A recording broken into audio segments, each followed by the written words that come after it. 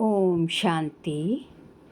आज 11 जुलाई 2025।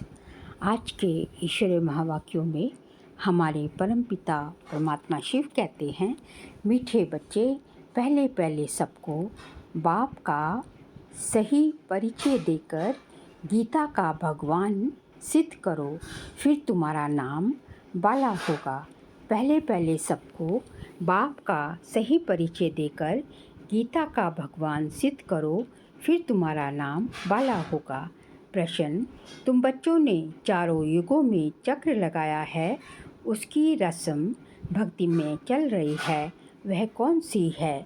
उत्तर है, तुमने चारों युगों में चक्र लगाया, वह फिर सब शास्त्रों चित्रों आदि को गाड़ी में रख चारों ओर परिक्रमा लगाते हैं, फिर घर में आकर सुला देते हैं।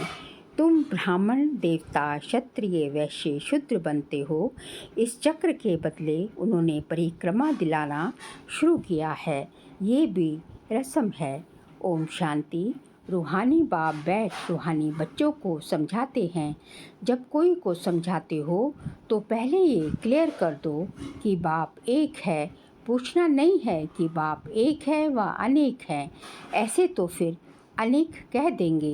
कहना ही है बाप रचता गॉडफादर एक है, वह सब आत्माओं का बाप है। पहले पहले ऐसे भी नहीं कहना चाहिए कि वह बिंदी है, इससे फिर वो मूझ पड़ेंगे। पहले पहले तो ये अच्छी रीति समझाओ कि दो बाप हैं, लौकिक और पारलौकिक। लौकिक तो हर एक का होता ही है, लेकिन उनको कोई खुदा कोई गॉड कहते हैं। है एक ही, सब एक को ही याद करते हैं। पहले पहले ये पक्का निश्चय कराओ कि फादर है स्वर्ग की रचना करने वाला, वह यहाँ आएंगे स्वर्ग का मालिक बनाने, जिसको शिव जयंती भी कहते हैं। ये भी तुम बच्चे जानते हो, स्वर्ग का रचता भारत में ही स्वर्ग रचते हैं, जिसमें देवी देवताओं का ही राज्य होता है। तो पहले पहले बाप का ही परिचय देना है, उनका नाम है शिव। गीता में भगवान उवाच है ना, पहले पहले तो ये निश्चय कराए लिखा देना चाहिए। गीता में है भगवान उवाच, मैं तुमको राजयोग सिखाता हूँ, अर्थात नर से नारायण बनाता हूँ। ये कौन बना सकते हैं? जरूर समझाना पड़े भगवान कौन है, फिर ये भी समझाना होता है। सतयुग में पहले नंबर में जो लक्ष्मी नारायण हैं, जरूर वही 84 जन्म लेते होंगे। पीछे फिर और धर्म वाले आते हैं, उन्हों के इतने जन्म हो न सके। पहले पहले आने वालों के ही 84 जन्म होते हैं। सतयुग में तो कुछ सीखते नहीं, जरूर संगम पर ही सीखते होंगे। तो पहले पहले बाप का परिचय देना है। जैसे आत्मा देखने में नहीं आती है, समझ सकते हैं, वैसे परमात्मा को भी देख नहीं सकते, बुद्धि से समझते हैं। वह हम आत्माओं का बाप है, उनको कहा जाता है परमात्मा। वह सदैव पावन है, उनको आकर पतित दुनिया को पावन बनाना होता है। तो पहले बाप एक है, ये सिद्ध कर बताने से गीता का भगवान श्री कृष्ण नहीं है, वह भी सिद्ध हो जाएगा। तुम बच्चों को सिद्ध कर बताना है, एक बाप को ही ट्रुथ कहा जाता है। बाकी कर्म कांड व तीर्थ आदि की बातें सब भक्ति के शास्त्रों में हैं। ज्ञान में तो इनका कोई वर्णन ही नहीं है। यहाँ कोई शास्त्र नहीं, बाप आकर सारा राज समझाते हैं। पहले पहले तुम बच्चे इस बात पर जीत पाएंगे कि भगवान एक निराकार है, ना कि साकार। परमपिता परमात्मा शिव भगवान उवाच, ज्ञान का सागर सबका बाप वह है। श्री कृष्ण तो सबका बाप हो न सके, वह किसी को कह नहीं सकता कि दे के सब धर्म छोड़ मामेकम याद करो। है बहुत सहज बात, परंतु मनुष्य शास्त्र आदि पढ़कर भक्ति में पक्के हो गए हैं।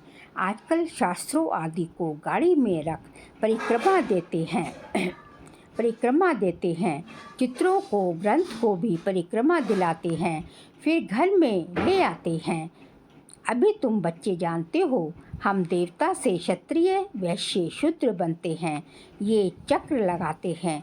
चक्र के बदले वह फिर परिक्रमा दिलाकर घर में जाकर रख देते हैं। उनका एक मुकर्रर दिन होता है जब परिक्रमा दिलाते हैं, तो पहले पहले ये सिद्ध कर बताना है कि श्री कृष्ण भगवान उवाच नहीं, परंतु शिव भगवान उवाच है। शिव ही पुनर्जन्म रहित हैं, वह आते जरूर हैं, परंतु उनका दिव्य जन्म है।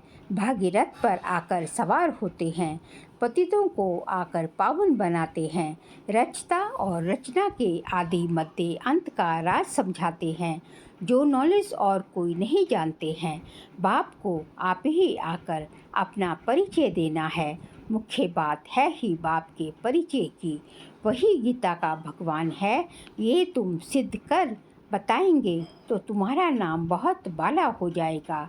तो ऐसा पर्चा बनाकर उसमें चित्र आदि भी लगाकर फिर एरोप्लेन से गिराने चाहिए। बाप मुख्य मुख्य बातें समझाते रहते हैं।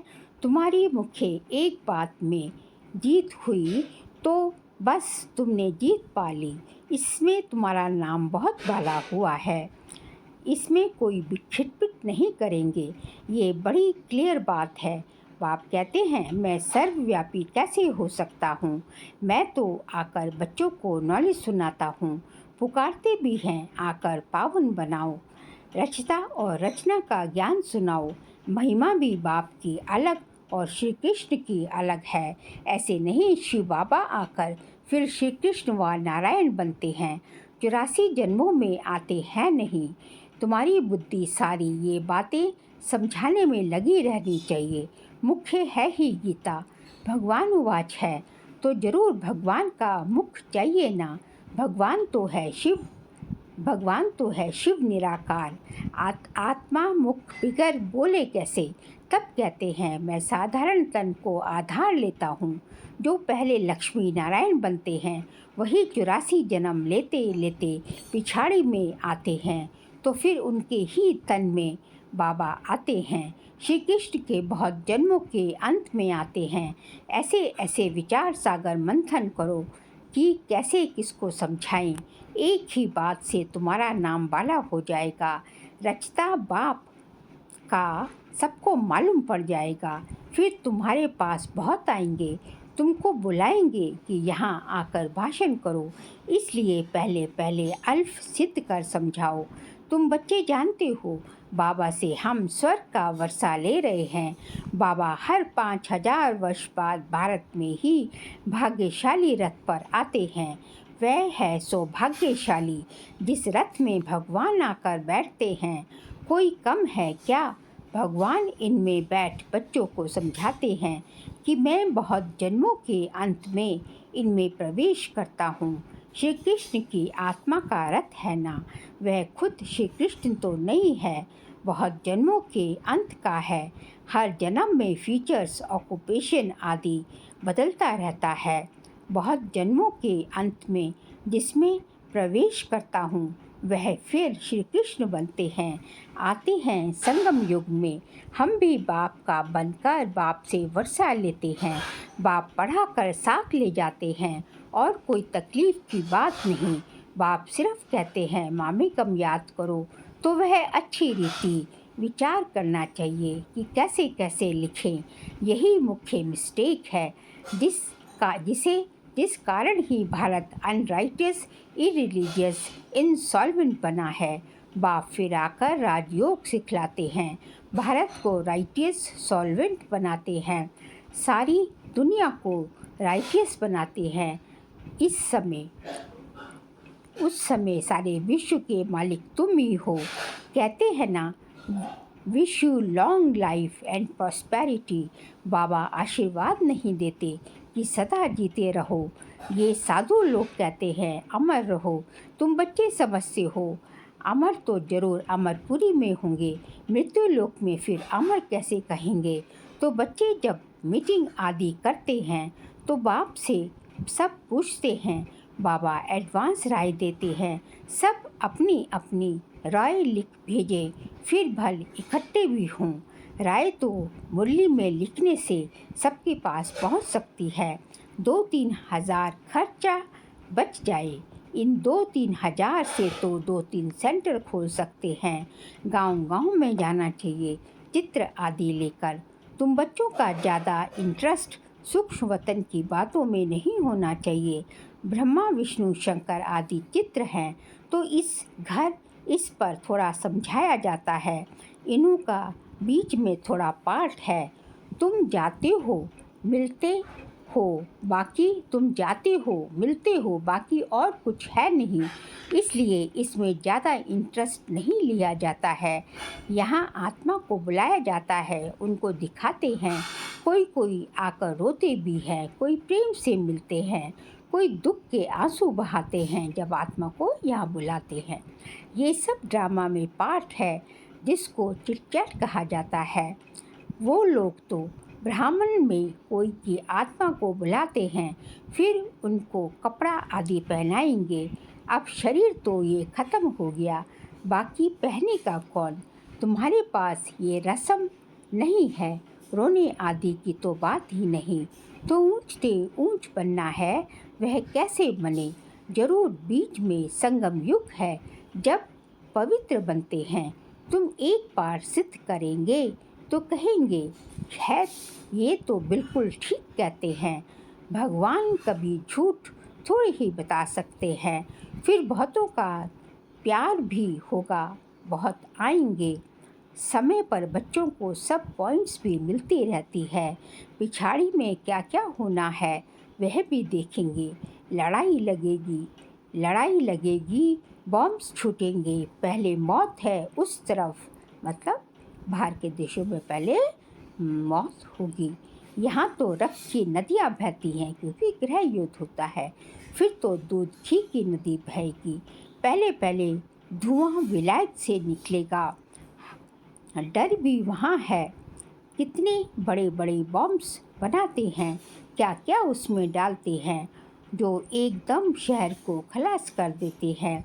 ये भी बताया है किसने स्वर्ग की राजाई स्थापन की।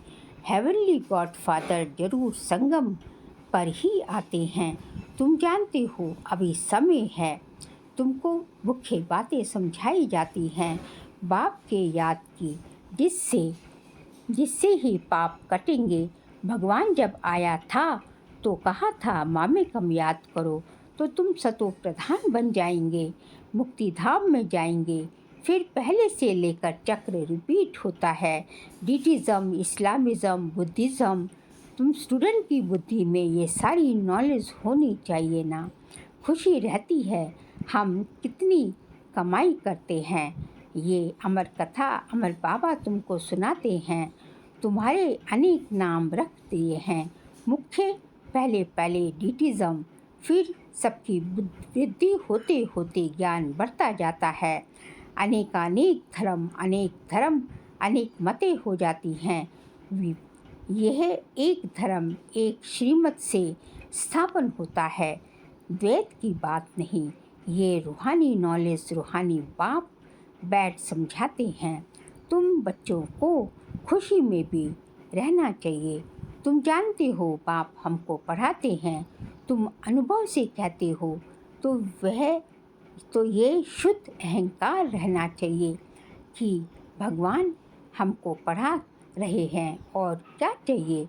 जबकि हम विश्व के मालिक बनते हैं तो खुशी क्यों नहीं रहती? या निश्चय में कहाँ संशय है? बाप में संशय नहीं लाना चाहिए, माया संशय में लाकर भुला देती है। बाबा ने समझाया है माया आँखों द्वारा बहुत धोखा देती है।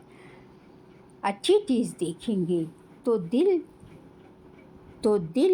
बित बित करेगी कि खाएं। आँखों से देखते हैं तब क्रोध आता है, मारने के लिए देखे ही नहीं तो मारे कैसे।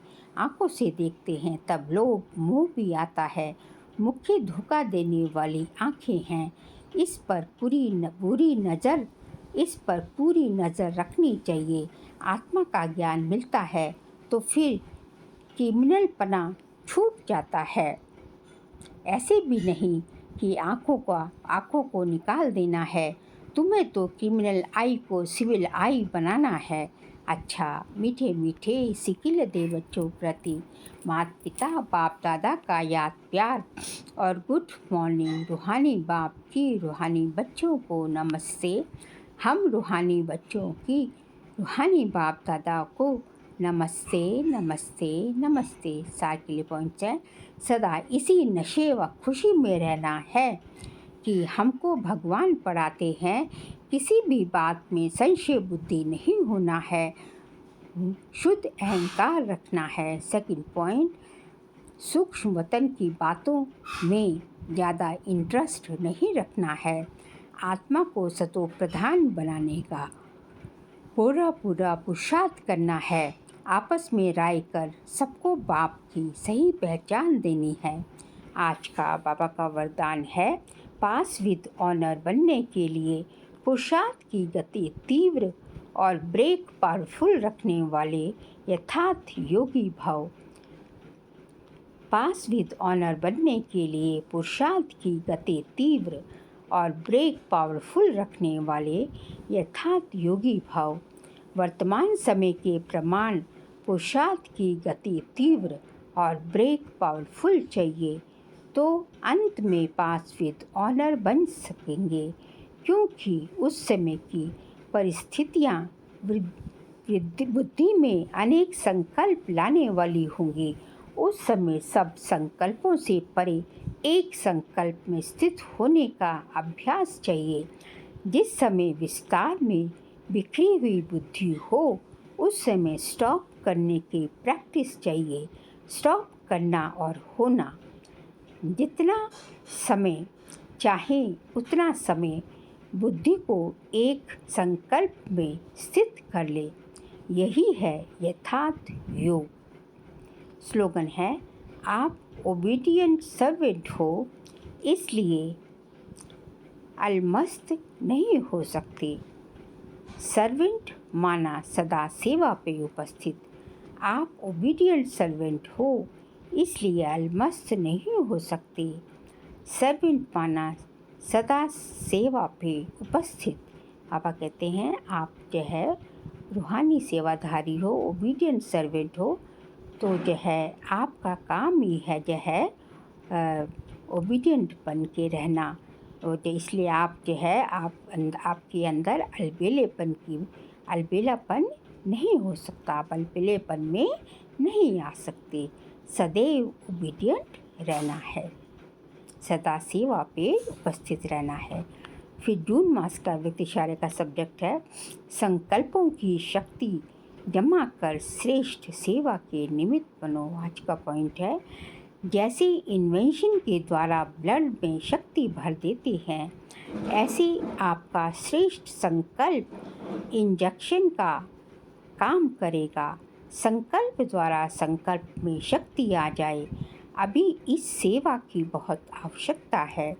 स्वयं की सेफ्टी के लिए भी शुभ और श्रेष्ठ संकल्प की शक्ति और निर्भयता की शक्ति जमा करो, तभी अंत सुहाना और बेहद के कार्य में सहयोगी बन सकेंगे, बेहद के विश्व के राज्याधिकारी बन सकेंगे। और उसके लिए क्या करना है, उसके लिए जो है संकल्पों की शक्ति और निर्भयता की शक्ति जमा करनी है।